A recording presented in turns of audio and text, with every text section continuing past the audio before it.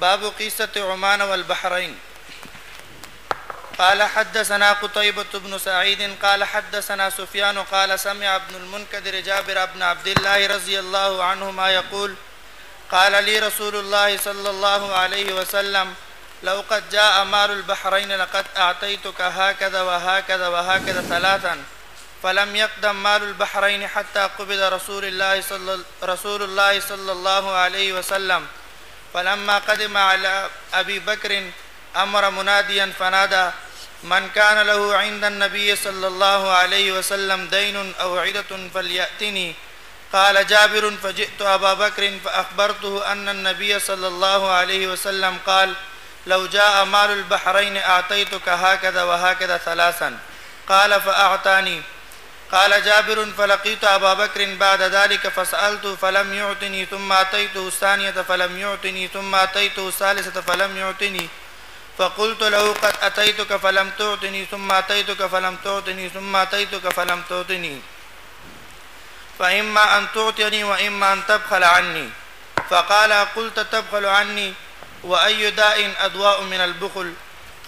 قالها ثلاثا ما منعتك من مرة إلا وأنا أريد أن أعطيك. وعن عمرو عن محمد بن علي قال سمعت جابر بن عبد الله رضي الله عنه عن عمرو عن محمد بن علي قال سمعت جابر بن عبد الله رضي الله عنهما يقول جئته فقال لي أبو بكر عدها فعددتها فوجدتها 500 قال خذ مثلها مرتين.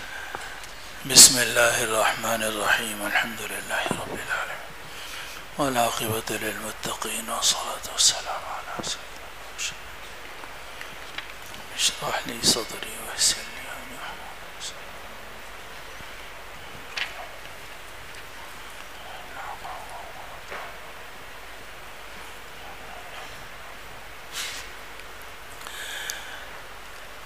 اس روایت کا حاصل یہ ہے کہ رسول اللہ صلی اللہ علیہ وسلم نے جابر ابن عبداللہ رضی اللہ عنہ سے فرمایا تھا کہ اگر بحرین سے مال آئے گا جزیے کا تو اس میں سے میں تمہیں اس طرح دوں گا اس طرح دوں گا اس طرح دوں گا. آپ نے 2 ہاتھ بھر بھر کے اشارہ کیا تھا، لیکن نبی کریم صلی اللہ علیہ وسلم کی حیات طیبہ میں وہ مال نہیں آیا. پھر ابو بکر صدیق رضی اللہ عنہ کے دور خلافت میں وہ مال جزیے کا آیا. تو جابر ابن عبداللہ کہتے ہیں میں حاضر ہوا. اس سے پہلے ابو بکر صدیق نے اعلان کیا کہ من کان لہ دین او عدۃ، کہ اگر کسی کا قرضہ ہو نبی کریم صلی اللہ علیہ وسلم پر یا رسول اللہ صلی اللہ علیہ وسلم نے اس سے کوئی وعدہ کیا ہو فلیاتنی، تو وہ میرے پاس آ جائے، میں وہ قرضہ ادا کروں گا اور جو وعدہ آپ نے کیا تھا اپنی حیات طیبہ میں وہ میں پورا کروں گا. تو جابر ابن عبداللہ وہاں پہنچے اور کہا کہ مجھے وہ دے دیجئے. تو ابو بکر صدیق نے فرمایا ٹھیک ہے دوں گا انشاءاللہ. پھر دوبارہ گئے اور کہا جی مجھے دے دیجئے، کہا دوں گا انشاءاللہ تعالی. پھر تیسری مرتبہ گئے، پھر یہی ہوا. تو ان کو تھوڑی سی ناگواری ہو گئی اور انہوں نے ابو بکر صدیق سے کہا کہ آپ دے رہے ہیں یا کنجوسی کرنا چاہتے ہیں؟ نہیں دینا چاہتے تو بتا دیں مجھے. تو ابو بکر صدیق رضی اللہ عنہ نے فرمایا نہیں میرا ارادہ تھا دینے کا، لیکن میں چاہتا تھا کہ پہلے جو دیون ہیں یا ضروری خرچے ہیں وہ پورے ہو جائیں. ایسا نہ ہو کہ میں تمہیں دے دوں اور بعد میں کچھ اور خرچے اور زیادہ نکل آئیں. یہ ہے خلاصہ اس روایت کا. ترجمہ یہ ہے کہ رسول اللہ صلی اللہ علیہ وسلم نے مجھ سے فرمایا تھا کہ اگر بحرین کا مال آئے گا تو میں اس طرح دوں گا اس طرح دوں گا اس طرح دوں گا. میں نے 2 ہاتھ بھر بھر کے آپ نے اشارہ کیا تھا، لیکن بحرین کا مال نہیں آیا. یہاں تک کہ آپ دنیا سے تشریف لے گئے. پھر جب یہ مال آیا ابو بکر کے پاس تو انہوں نے ایک اعلان کرنے والے کو حکم دیا اور اس نے اعلان کیا کہ جس کا نبی کریم صلی اللہ علیہ وسلم کے ذمے کوئی قرضہ ہو یا وعدہ ہو تو وہ میرے پاس آ جائے. جابر کہتے ہیں میں ابو بکر کے پاس پہنچا اور میں نے یہ بات بتلائی کہ نبی کریم صلی اللہ علیہ وسلم نے اس طرح مجھ سے وعدہ کیا تھا۔ اس روایت میں ہے قال فاعطانی کہ بعد میں ابو بکر صدیق نے وہ مجھے مال دے دیا، لیکن کس طرح دیا آگے اس کی تفصیل یہ بتا رہے ہیں کہ جابر ابن عبداللہ کہتے ہیں کہ میری ابو بکر سے ملاقات ہوئی، اس کے بعد میں نے ان سے درخواست کی مگر انہوں نے نہیں دیا تھا۔ پھر دوسری مرتبہ میں ان کے پاس پہنچا مگر پھر بھی انہوں نے مجھے نہیں دیا۔ پھر تیسری مرتبہ میں ان کی خدمت میں حاضر ہوا تو بھی انہوں نے نہیں دیا۔ تو میں چوتھی مرتبہ میں نے کہا کہ میں آپ کے پاس آیا تھا، آپ نے مجھے نہیں دیا، پھر آیا تھا، پھر نہیں دیا، پھر آیا تھا، پھر نہیں دیا، تو یا تو آپ مجھے دے دیں ورنہ اپنے پاس رکھ لیں، کنجوسی کر لیں۔ تو ابو بکر صدیق نے فرمایا یہ تم نے کیا کہا کہ میں کنجوسی کر لوں، اور کنجوسی تو بہت بری بیماری ہے، کنجوسی کا کیا سوال ہے۔ قالها ثلاثا، اور یہ جملہ ابو بکر صدیق رضی اللہ عنہ نے 3 مرتبہ فرمایا، اور فرمایا کہ میں نے تمہیں کبھی بھی منع نہیں کیا تھا مگر میرے دل میں ارادہ تھا کہ میں تمہیں دوں گا۔ 3 مرتبہ میں نے منع کیا مگر تینوں مرتبہ میرے دل میں ارادہ یہ تھا کہ میں دوں گا، لیکن میں چاہ رہا تھا تم تو اپنے آدمی ہو اور جو باہر کے لوگ ہیں پہلے ان کے دیون اور ان کے وعدے پورے ہو جائیں۔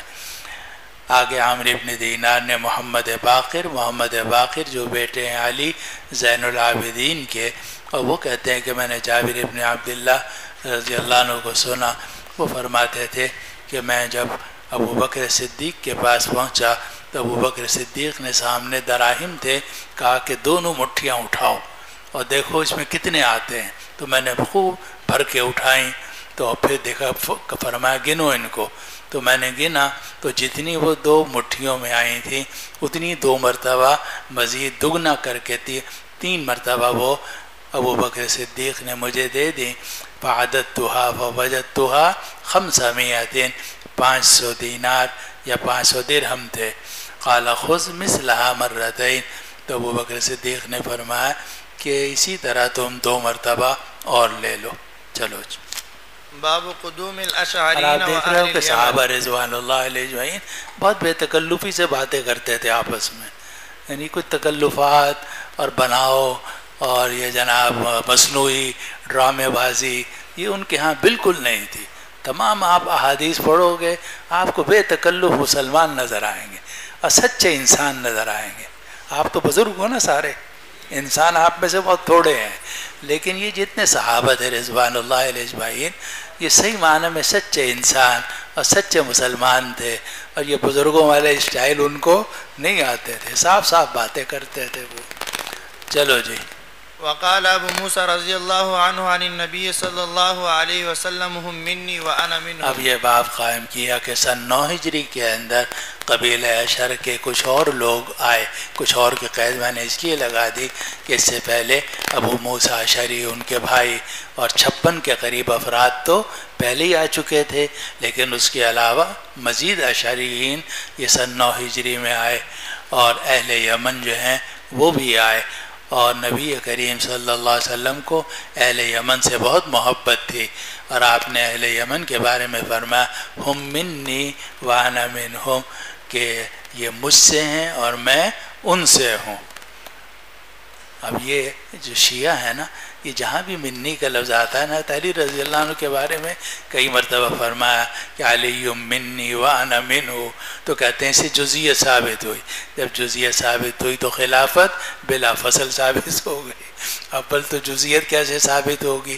جزیت ثابت ہو تو حضرت علی رضی اللہ عنہ کا نکاح حضرت فاطمہ کے ساتھ کیسے درست ہوگا؟ تو جزیت ہی ثابت نہیں ہے۔ اور پھر یہ کہ ہم منی وانا منہم، تو آپ نے بہت سارے لوگوں کے بارے میں ارشاد فرمایا، کئی لوگوں کے بارے میں آپ نے جعفر ابن ابی طالب کو بھی فرمایا ہوا منی وانا منہ، اور بھی کئی لوگ اہل یمن کے بارے میں آپ نے فرمایا ہم منی وانا منہم۔ جی، وبه قال حدثنا عبد یہ من الله تبعیضیہ نہیں ہے۔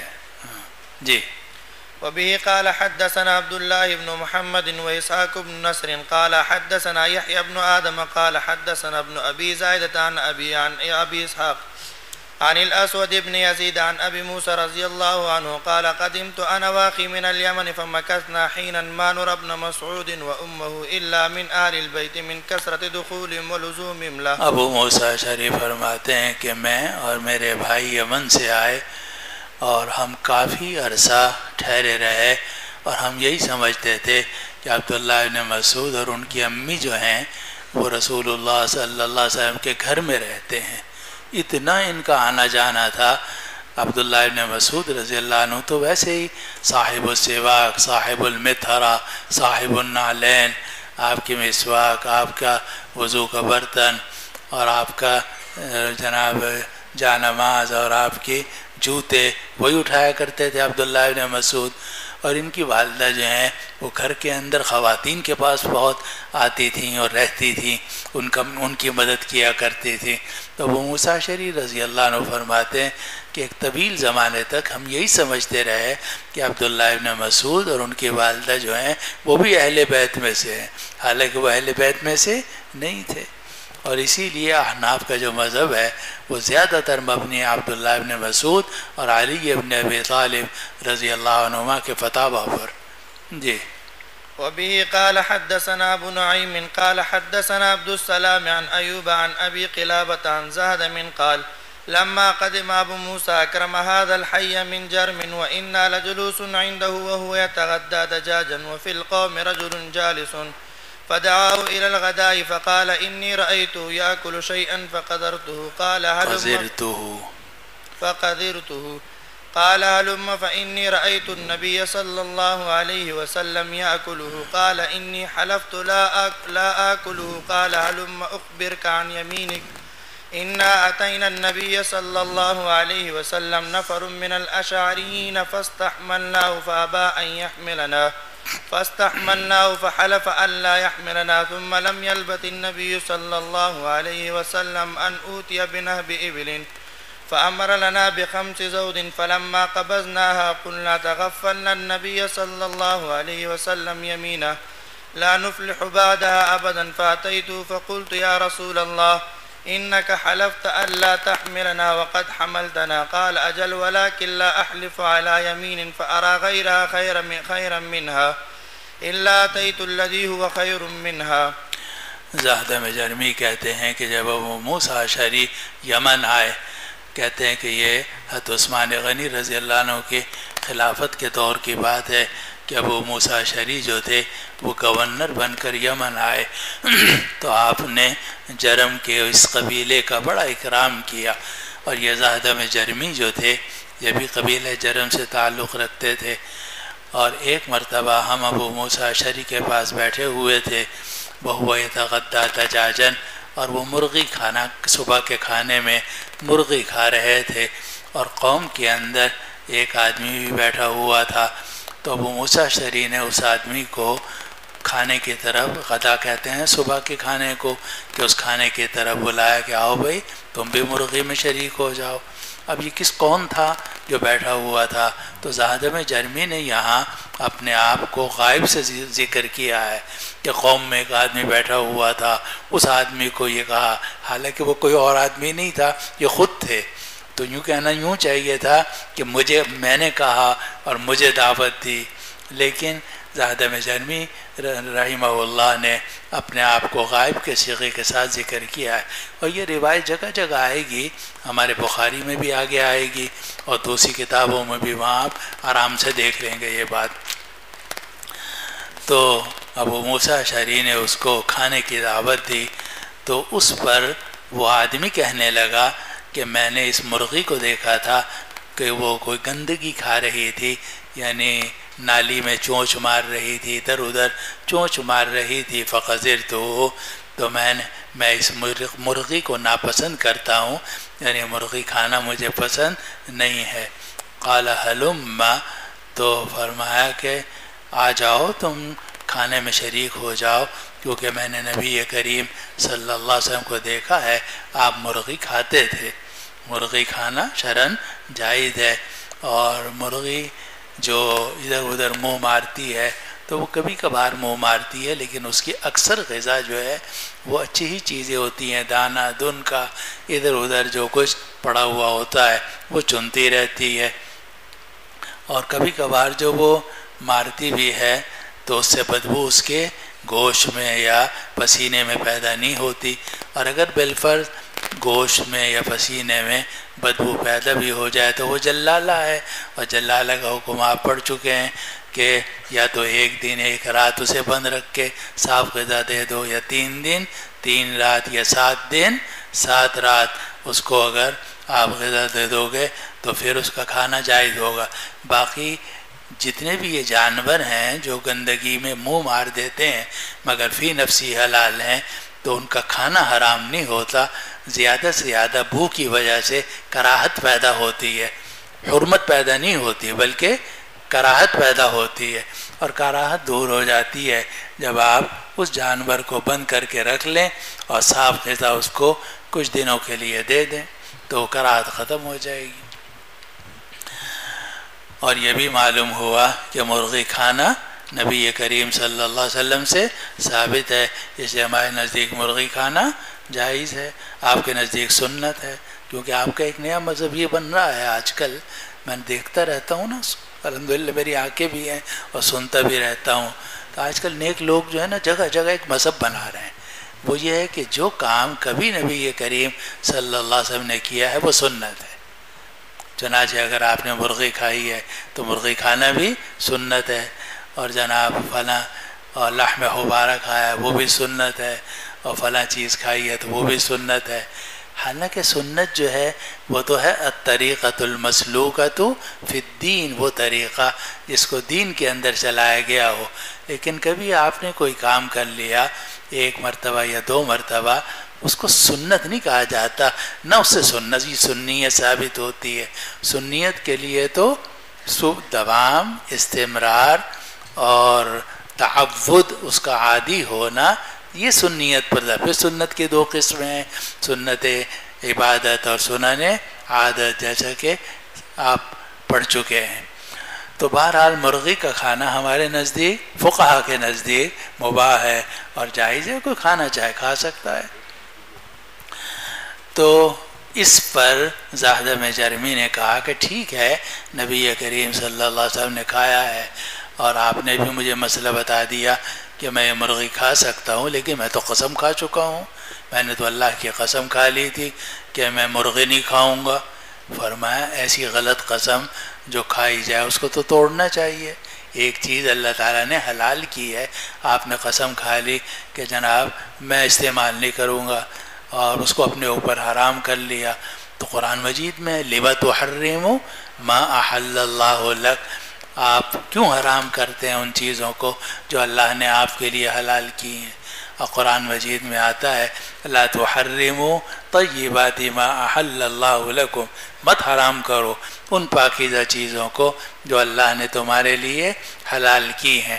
تو اگر کوئی چیز حلال ہو اور کوئی آدمی بے وقوفی کی وجہ سے یا غصے کی وجہ سے یا نادانی کی وجہ سے یا کسی اور وجہ کی وجہ سے اس کو اپنے اوپر حرام کر لے، قسم کھا لے کہ میں یہ کام نہیں کروں گا یا یہ چیز استعمال نہیں کروں گا، تو حدیث میں آتا ہے کہ فَإِنَّ غَيْرًا مِّنْهَا فَلْيُكَفِّرْ عَنْ يَمِينِهِ وَلْيَأْتِ الَّذِي هُوَ خَيْرٌ، آدمی کو چاہیے کہ اپنی قسم توڑ دے اور قسم توڑنے کے بعد قسم کا کفارہ دے۔ آپ نے قسم کھا لی کہ میں فلاں بہن کے گھر نہیں جاؤں گا، چاچا کے گھر نہیں جاؤں گا، لڑائی ہو گئی ہے جی، تو اب آپ کے لیے ضروری ہے کہ آپ قسم توڑیں اور قسم توڑنے کے بعد اس کا کفارہ ادا کریں۔ تو حضرت ابو موسیٰ اشعری رضی اللہ عنہ نے زادہ میں جرمی کو فرمایا کہ اگر تم نے قسم کھا بھی لی ہے تو یہ قسم تو نامناسب قسم ہے کہ میں مرغی نہیں کھاؤں گا، میں انڈا نہیں کھاؤں گا، میں دودھ نہیں پیوں گا، میں لسی نہیں پیوں گا۔ ارے بھائی جب ایک چیز جائز ہے تو اس کو کیوں حرام کرتے ہو آپ اپنے اوپر؟ لِمَ تُحَرِّمُ مَا أَحَلَّ اللَّهُ لَكَ قَدْ فَرَضَ اللَّهُ لَكُمْ تَحِلَّةَ أَيْمَانِكُمْ، اللہ نے تمہارے لیے قسموں کا سے حلال ہونے کا طریقہ رکھ دیا ہے کہ تم کفارہ ادا کر دو اور قسم توڑو اس کی۔ پھر اپنا واقعہ سنایا، پھر ابو موسیٰ اشعری رضی اللہ عنہ نے فرمایا کہ ہمارا بھی ایک واقعہ ہوا تھا، اور وہ واقعہ یہ ہوا تھا کہ غزوہ تبوک میں ہم نبی کریم صلی اللہ علیہ وسلم کی خدمت میں پہنچے، اور ہم نے عرض کیا کہ جی ہمارے پاس سواریاں نہیں ہیں اور ہم جہاد میں جانا چاہتے ہیں، تو آپ ہمیں سواریاں دے دیں۔ تو اس وقت میں آپ کچھ غصے میں تھے، اور ان کو اندازہ نہیں تھا کہ یہ وقت نامناسب ہے، اس وقت بات نہیں کرنی چاہیے، لیکن انہوں نے بات کر لی۔ جب بات کر لی تو نبی کریم صلی اللہ علیہ وسلم نے فرمایا کہ میرے پاس سواریاں نہیں ہیں، اور میں خدا کی قسم تو میں سواریاں نہیں دوں گا۔ یہ آپ نے قسم کھا لی۔ پھر کچھ ایک دو دن کے بعد نبی کریم صلی اللہ ایک دو دن کے بعد یا کچھ وقت کے بعد نبی کریم صلی اللہ علیہ وسلم نے ابو موسیٰ اشعری کو بلایا کہ بھائی وہ تم نے سواریاں مانگی تھی، اور جناب تم اب یہ سواریاں آ گئی ہیں مال غنیمت کی یا فلاں جگہ سے میں نے خریدی ہیں، تو یہ تم لے لو۔ تو اب یہ لے کر جب پہنچے تو ساتھیوں نے کہا کہ تم کیا کر رہے ہو یہ، اور تم نے تو ہمیں آ کے یہ بتایا تھا کہ نبی کریم صلی اللہ علیہ وسلم نے قسم کھائی تھی کہ میں نہیں دوں گا، اور اب تم کہہ رہے ہو کہ رسول اللہ صلی اللہ علیہ وسلم نے دی ہیں، تو یہ کیا چکر ہے، یہ تم کیا کہہ رہے ہو؟ تو یہ دوبارہ نبی کریم صلی اللہ علیہ وسلم کی خدمت میں پہنچے، تو نبی کریم صلی اللہ علیہ وسلم نے فرمایا کہ اگر میں کوئی قسم کھاتا ہوں فَأَرَىٰ غَيْرَهَا خَيْرًا مِّنْهَا، اور میں دیکھتا ہوں کہ دوسری چیز اس سے زیادہ بہتر ہے، تو کفرت عن یمینی اور میں قسم کا کفارہ دے دیتا ہوں اور وہ کام کرتا ہوں جو زیادہ بہتر ہوتا ہے۔ تو اس سے بھی ابو موسیٰ اشعری رضی اللہ عنہ نے استدلال کیا کہ اگر کوئی آدمی غلط قسم کھا لے اور کسی حلال چیز کو اپنے اوپر حرام کر لے تو وہ ہمیشہ کے لیے حرام نہیں ہو جاتی، آدمی کو قسم توڑنی چاہیے اور وہ کام کر لینا چاہیے اور کفارہ ادا کرنا چاہیے۔ اس سے متعلق روایت ہے کہ میں نے قسم کھا لی کہ میں مرغی نہیں کھاؤں گا، تو ابو موسیٰ اشعری نے فرمایا آگے آؤ میں تمہیں بتاتا ہوں تمہاری قسم کے بارے میں بھی۔ اور وہ واقعہ یہ ہوا کہ ہم نبی کریم صلی اللہ علیہ وسلم کے پاس پہنچے، ہم قبیلہ اشر کے کچھ لوگ تھے، ہم نے آپ سے سواریاں مانگی، آپ نے ہمیں سواریاں دینے سے انکار کر دیا، پھر ہم نے مانگی کہ تو آپ نے قسم کھا لی کہ آپ ہمیں سواریوں پر سوار نہیں کرائیں گے۔ پھر کچھ دیر کے بعد نبی کریم صلی اللہ علیہ وسلم کے پاس کچھ مال غنیمت کے اونٹ لائے گئے، تو آپ نے ہمارے لیے 5 گلوں کا حکم دیا۔ زود کہتے ہیں ان گلوں کو، ان اونٹوں کو جو 5 کی تعداد میں اکٹھے باندھے گئے ہوں، تو گویا 25 اونٹ آپ نے ہمیں دیے۔ پھر جب ہم نے وہ اونٹ قبضہ کر لیے تو ہم نے کہا کہ ہم نے نبی کریم صلی اللہ علیہ وسلم کو غافل کر دیا ہے آپ کی قسم سے، اور پھر تو ہمیں کبھی کامیابی نہیں ہوگی۔ تو میں آپ کی خدمت میں حاضر ہوا اور میں نے عرض کیا کہ یا رسول اللہ، آپ نے تو قسم کھائی تھی کہ ہمیں سواری پر سوار نہیں کریں گے، اور آپ نے تو ہمیں سواری پر سوار کر دیا۔ فرمایا ہاں، لیکن میں جب کوئی قسم کھاتا ہوں فَأَرَىٰ غَيْرَهَا خَيْرًا مِّنْهَا، اب میں دیکھتا ہوں کہ دوسری بات زیادہ بہتر ہے، یعنی سواریاں دے دینا زیادہ بہتر ہے، إِلَّا أَتَيْتُ الَّذِي هُوَ خَيْرٌ مِّنْهَا، تو میں وہ کام کرتا ہوں جو بہتر ہوتا ہے۔ وَكَفَّرْتُ عَنْ يَمِينِي، آگے دوسری روایتوں میں آ جائے گا، اور میں اپنی قسم کا کفارہ دے دیتا ہوں۔ اب یہ کہ یہاں کیا ہوا تھا، آگے یہ بحث ہے جو باب الایمان والنذور میں آئے گی کہ حضرت امام شافعی رحمۃ اللہ علیہ فرماتے ہیں کہ یمین منعقد نہیں ہوئی تھی، اس لیے کہ ان کے ہاں یمین کے منعقد ہونے کے لیے ضروری ہے کہ محلوف علیہ موجود ہو، اور یہاں محلوف علیہ موجود ہی نہیں تھا، اس لیے آپ کی قسم صحیح تھی کہ میں سواریاں نہیں دے سکتا، میں قسم کھاتا ہوں کہ نہیں دوں گا۔ ان کے ہاں محلوف علیہ کا موجود ہونا یہ ضروری ہے، اور یہاں محلوف علیہ موجود نہیں تھا، جب موجود نہیں تھا تو قسم ہی منعقد نہیں ہوئی. یہ مذہب ہے امام شافعی رحمۃ اللہ علیہ کا. اور احناف کہتے ہیں کہ نہیں، ہمارے نزدیک معلوف علیہ کا موجود ہونا کوئی ضروری نہیں ہے، اور اس سے بھی یمین منعقد ہو جاتی ہے.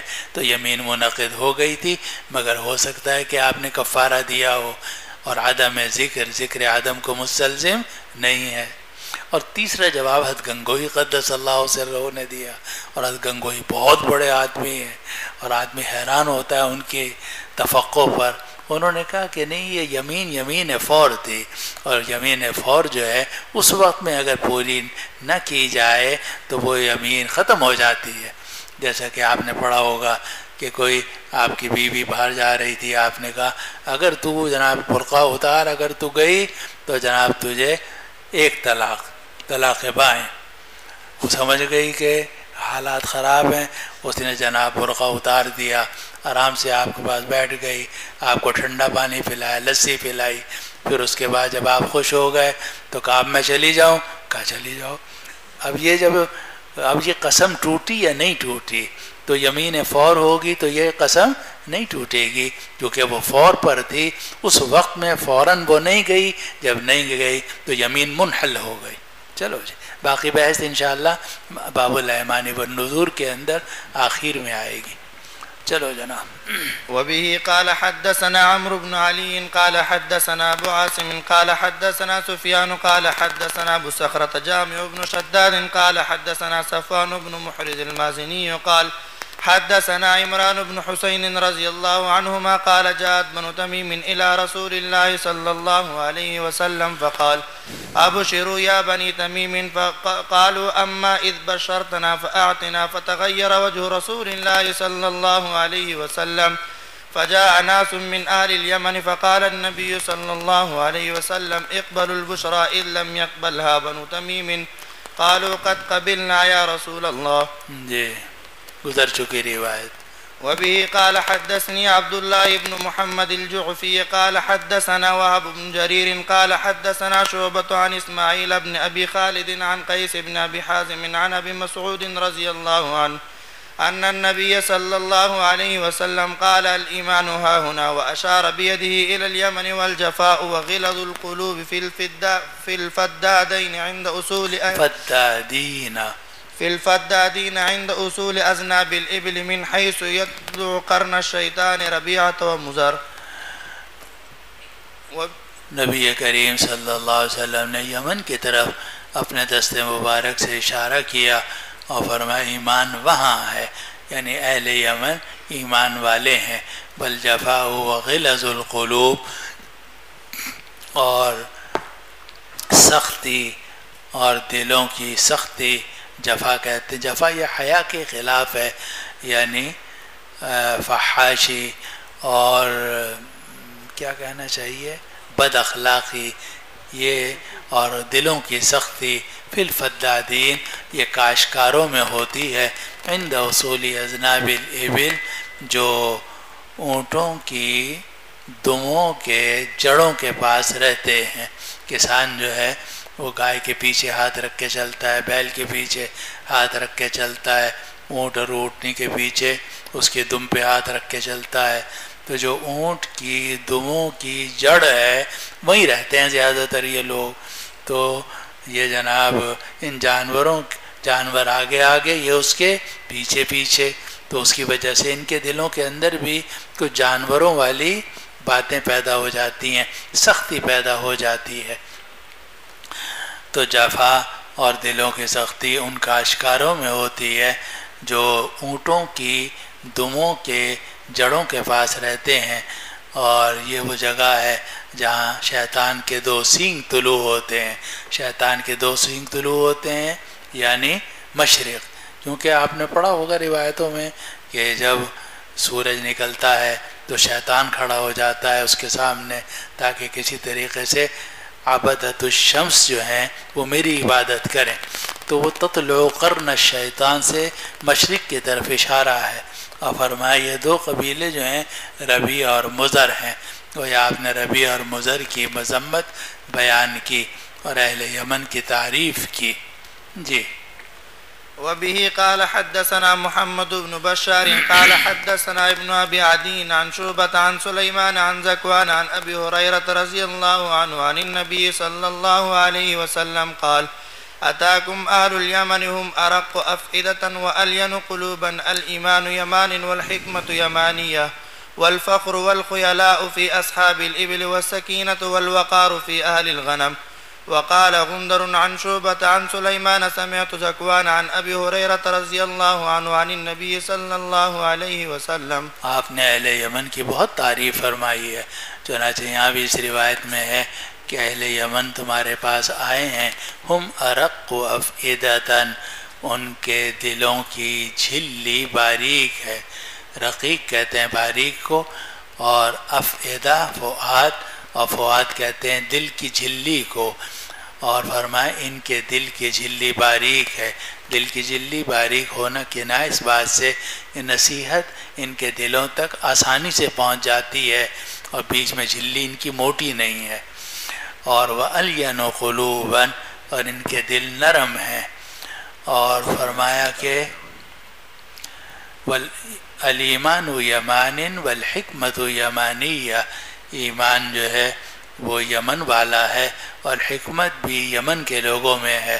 اور فرمایا فخر اور تکبر ہوتا ہے اونٹوں والوں میں، جو اونٹوں کے مالک ہیں وہ چونکہ اونٹ اونچا جانور ہے تو جو اس کے مالک ہیں ان کا دماغ بھی اونچا ہو جاتا ہے۔ والسکینۃ والوقار فی اہل الغنم، اور سکینت اور وقار ہوتا ہے بکری والوں میں۔ بکری مسکین جانور ہے، شرارتی نہیں ہوتی اور آرام سے قابو میں آ جاتی ہے، تو جو بکریاں پالنے والے ہیں ان کے اندر سکینت اور وقار پیدا ہو جاتی ہے۔ صحبت صالح ترا صالح کند، تو جیسی صحبت ہوتی ہے ویسے ہی اثر ہوتا ہے۔ جو لوگ اونٹوں والے ہوتے ہیں، اونٹوں کے پاس زیادہ وقت گزارتے ہیں، ان میں اونٹوں والی کچھ خصلتیں عادتیں پیدا ہو جاتی ہیں، اور جو بکریاں پالتے ہیں بکریوں کی، تو ان کے اندر سکینت اور وقار پیدا ہو جاتا ہے۔ اور اسی لیے جتنے انبیاء کرام علیہ السلام ہیں سب سے بکریاں چروائی جاتی ہیں۔ ما من نبی الا وقد رعاها، کوئی نبی ایسا نہیں ہے جس نے بکریاں نہ چرائی ہوں۔ تو نبی کو شروع سے ہی ٹریننگ دی جاتی ہے اور مشق کرائی جاتی ہے کہ پرسکون رہو، اور کس طریقے سے سب بکریوں کو لے کے چلا جاتا ہے ریوڑ کو۔ امت ایک ریوڑ ہوتا ہے مولانا، امت اسلامیہ ایک ریوڑ ہے جی، اس پورے سب کو لے کر چلنے کا کیا طریقہ ہے نبی کو معلوم ہوتا ہے، اس لیے بچپن ہی سے ان کو اونٹوں کے چرانے کی تربیت دی جاتی ہے۔ چلو جی۔ وبه قال حدثنا إسماعيل قال حدثني أخي عن سليمان عن سور بن زيد عن أبي الغيث عن أبي هريرة رضي الله عنه أن النبي صلى الله عليه وسلم قال الإيمان يمان والفتنة ها هنا يتلو قرن الشيطان، اور فتنہ وہاں ہے یعنی جہاں شیطان کے دو سینگ طلوع ہوتے ہیں، یعنی مشرق کی طرف، اور مدینہ منورہ کے مشرق میں یہ نجد تھا اور کوفہ تھا اور عراق تھا، اور آپ جانتے ہیں کہ جتنے فتنے پیدا ہوئے ہیں وہ سب کے سب اسی علاقے میں پیدا ہوئے ہیں۔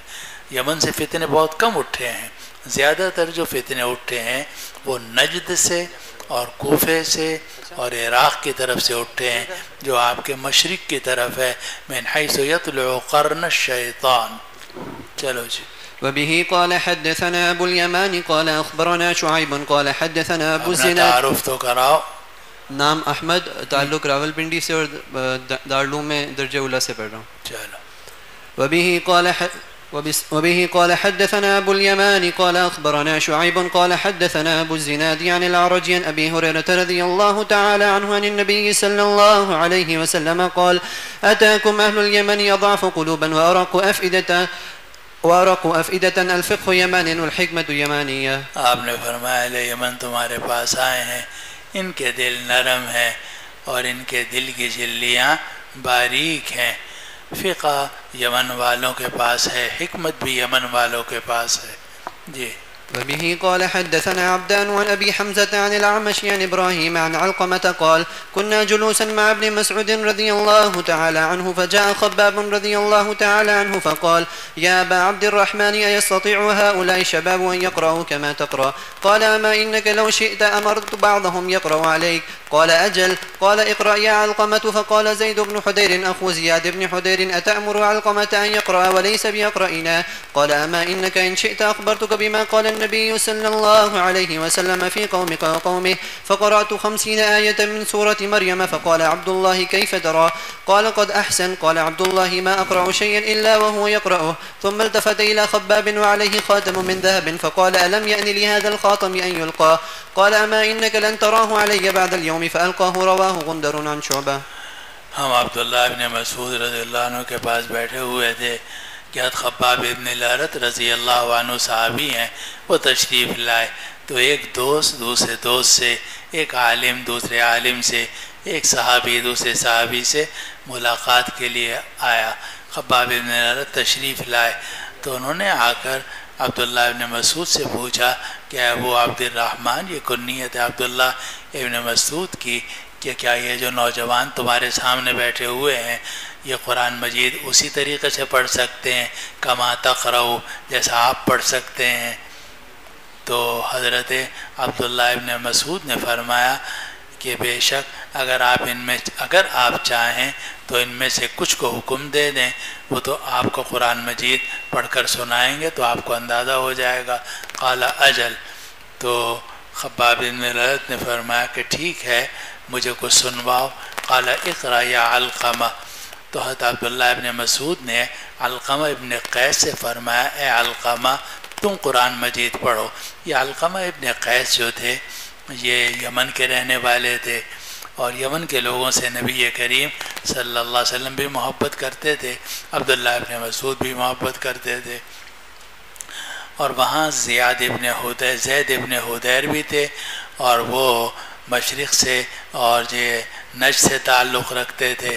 تو جب حضرت عبداللہ ابن مسعود نے علقمہ سے کہا کہ اے علقمہ تم قرآن مجید سناؤ، تو زید ابن حدیر نے کہا کہ آپ نے ان کو کیوں کہا؟ مجھے کہ میں سناتا ہوں۔ تو زید ابن حدیر نے کہا، جو زیاد ابن حدیر کے بھائی تھے، کہ کیا آپ علقمہ کو قرآن مجید پڑھنے کا حکم دے رہے ہیں؟ وَلَيْسَ بِأَقْرَئِنَا، حالانکہ وہ ہم میں سب سے بہتر قاری نہیں ہیں۔ تو عبداللہ ابن مسعود کو ناگواری ہوئی، فرمایا اگر تم چاہو تو میں بتاؤں کہ تمہارے خاندان کے بارے میں نبی کریم صلی اللہ علیہ وسلم نے کیا فرمایا تھا، کیونکہ زید ابن حدیر بنو اسد سے تعلق رکھتے تھے، اور آپ کے حاشیے میں لکھا ہوا ہے کہ نبی کریم صلی اللہ علیہ وسلم نے کئی قبائل کا ذکر کیا، اور کئی قبائل کا ذکر کرنے کے بعد فرمایا کہ یہ جو قبائل ہیں یہ بنو اسد سے بہتر ہیں۔ تو جب یہ فرمایا بنو اسد سے بہتر ہیں، اس کا مطلب ہے کہ بنو اسد کا درجہ کم ہے، جب کم ہے تو عبداللہ ابن مسعود کے فرمانے کا حاصل یہ ہوا کہ تم ذرا کم درجے کے آدمی ہو، جبھی تم نے یہ سوال کیا ہے اور اعتراض کیا ہے، اور میرے اوپر، حالانکہ میں استاد ہوں، میں کہہ رہا ہوں کہ علقمہ سے تم سناؤ، تم کہتے جی اسے کیوں کہہ رہے ہیں؟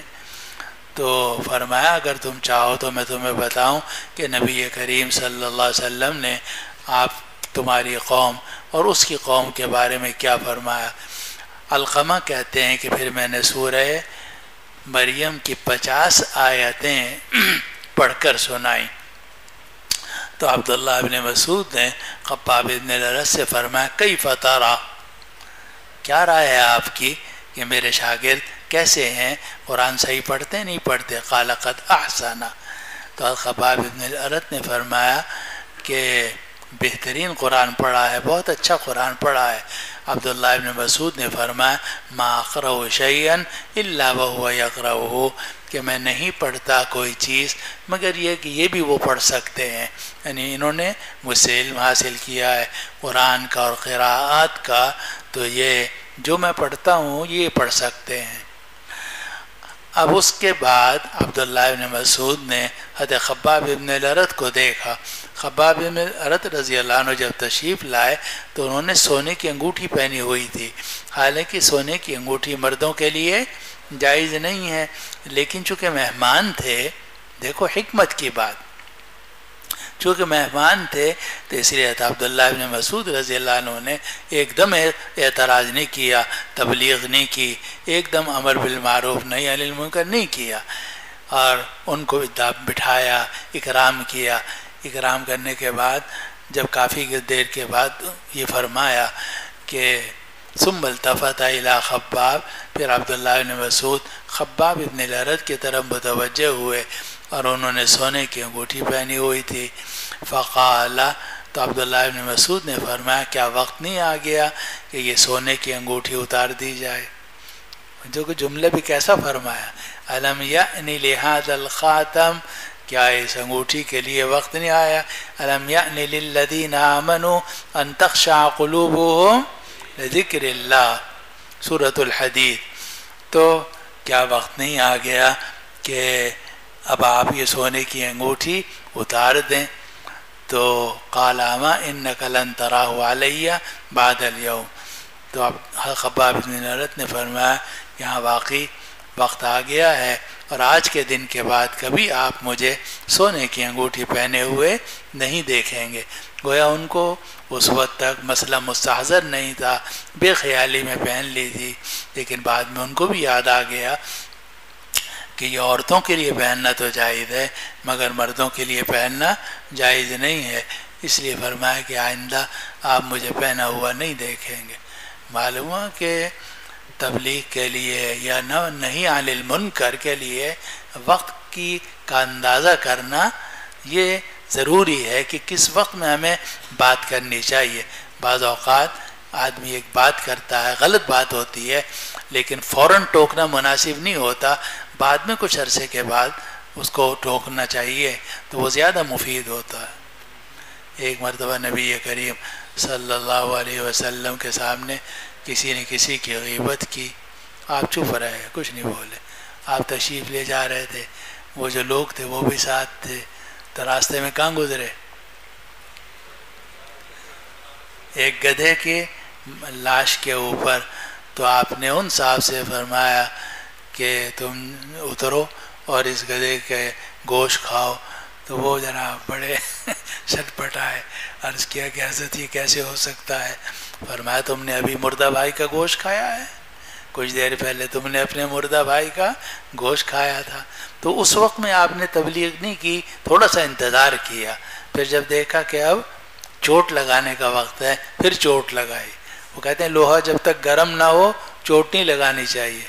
وہ مفتی زین العابدین صاحب کا یا کس کا وہ قصہ مشہور ہے نا تبلیغ جماعت کے بزرگوں میں سے، کہ انہوں نے کہا کہ کچے توے کے اوپر روٹی ڈال دی. تو اگر آپ نے کچے توے کے اوپر روٹی ڈال دی تو والد صاحب وہ روٹی پکے گی؟ وہ تو خراب ہو جائے گی. تو ابھی تبلیغ کا وقت آیا نہیں، ابھی وہ اس کے اندر قبول حق کی صلاحیت پیدا نہیں ہوئی.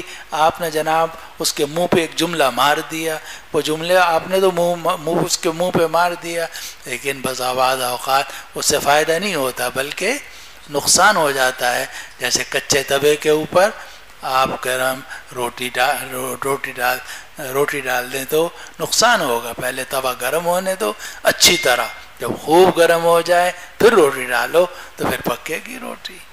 چلو جی، اسی لیے حکمت، اسی لیے قرآن نے کہا ادعو الی سبیل ربک. اس لیے ماننا عقل بڑی نعمت.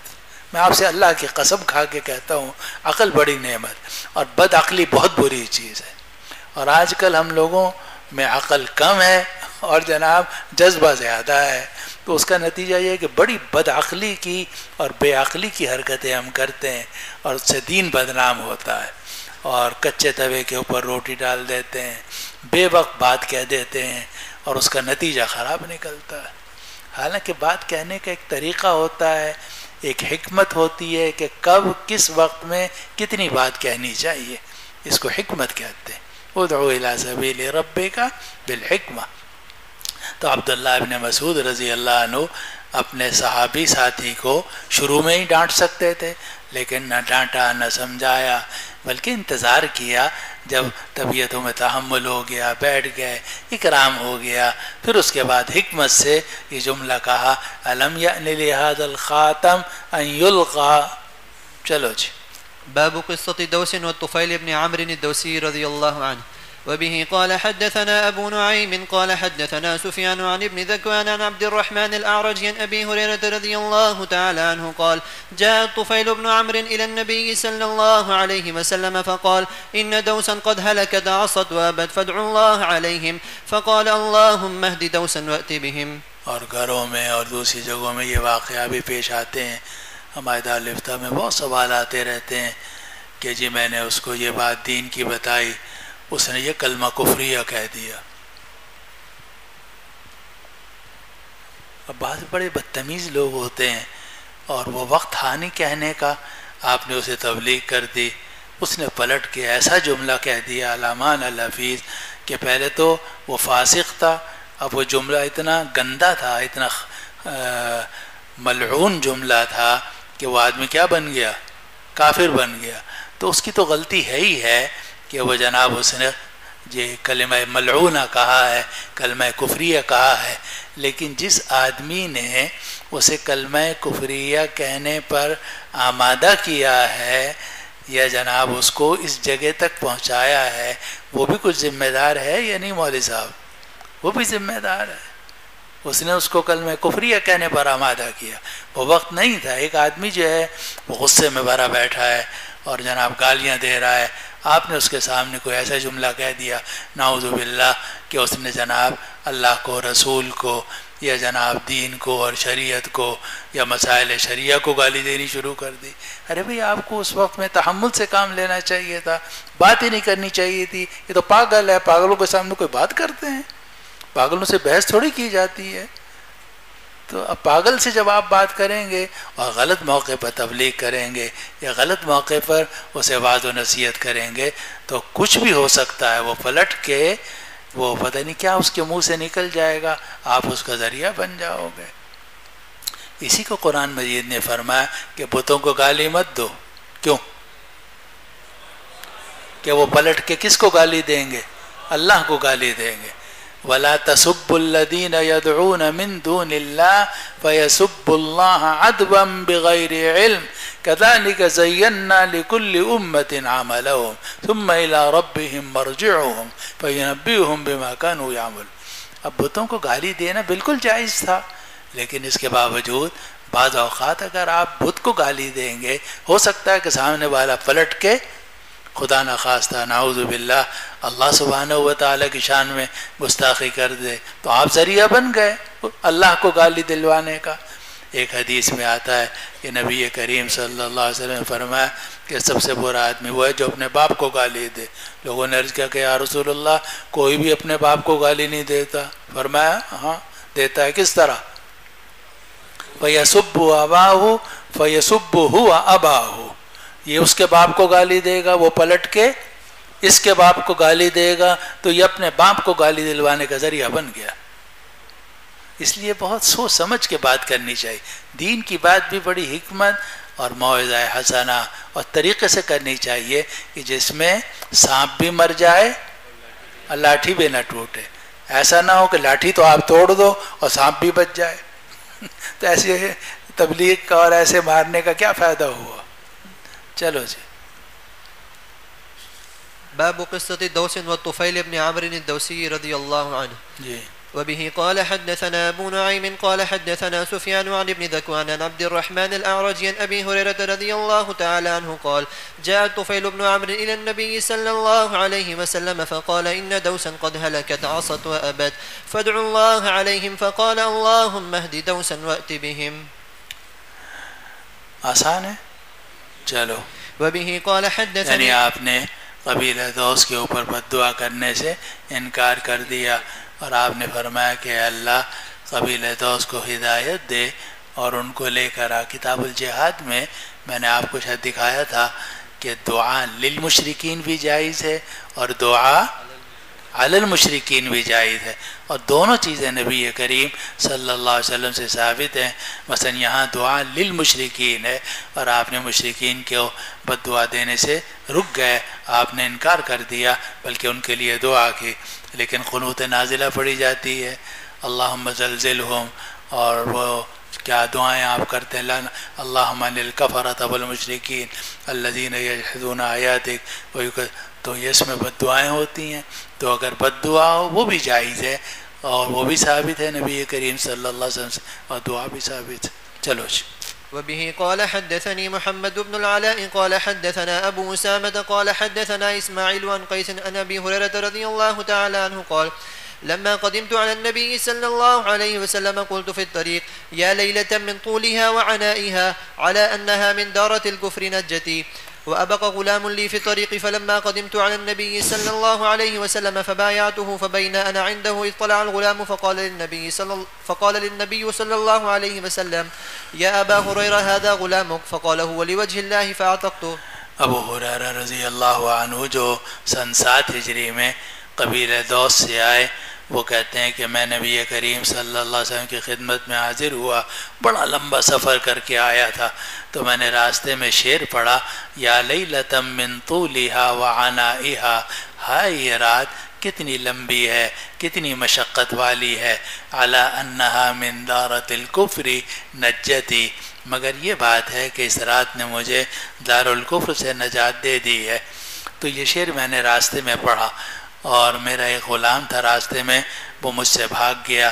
جب میں نبی کریم صلی اللہ علیہ وسلم کی خدمت میں پہنچا اور میں نے آپ کے ہاتھ پر بیعت کی، تو میں آپ کے پاس بیٹھا ہوا تھا کہ وہ غلام سامنے سے نظر آیا، تو نبی کریم صلی اللہ علیہ وسلم نے فرمایا ابو ہریرہ کہ تمہارا غلام آ گیا۔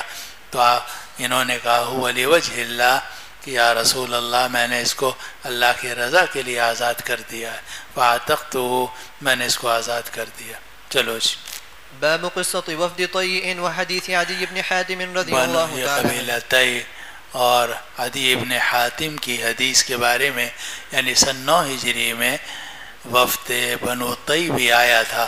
یہ بنو طی حاتم طائی کا علاقہ قبیلہ ہے، اور جو حاتم طائی تھے ان کا تو انتقال ہو چکا تھا، لیکن ان کے بیٹے تھے عدی ابن حاتم، اور عدی ابن حاتم جو ہیں وہ آئے تھے اور آ کر اس سے پہلے مسلمان ہو چکے تھے نبی کریم صلی اللہ علیہ وسلم۔ اور وہ پورا قصہ جو ہے یہ اگر آپ ابھی دیکھنا چاہو ابھی دیکھ لو، یہ ترمذی جلد ثانی میں کتاب التفسیر میں سورہ فاتحہ کے صراط الذین انعمت علیہم غیر المغضوب علیہم ولا الضالین، اس پر حدیث عدی ابن حاتم، اچھی خاصی لمبی حدیث ہے کہ کس طریقے سے عدی ابن حاتم آئے، نبی کریم صلی اللہ علیہ وسلم انہیں گھر تشریف لے گئے، کیونکہ سردار کے بیٹے تھے، ان کے والد بڑے مشہور آدمی تھے، بڑے سخی تھے، تو آپ کو خوشی ہوئی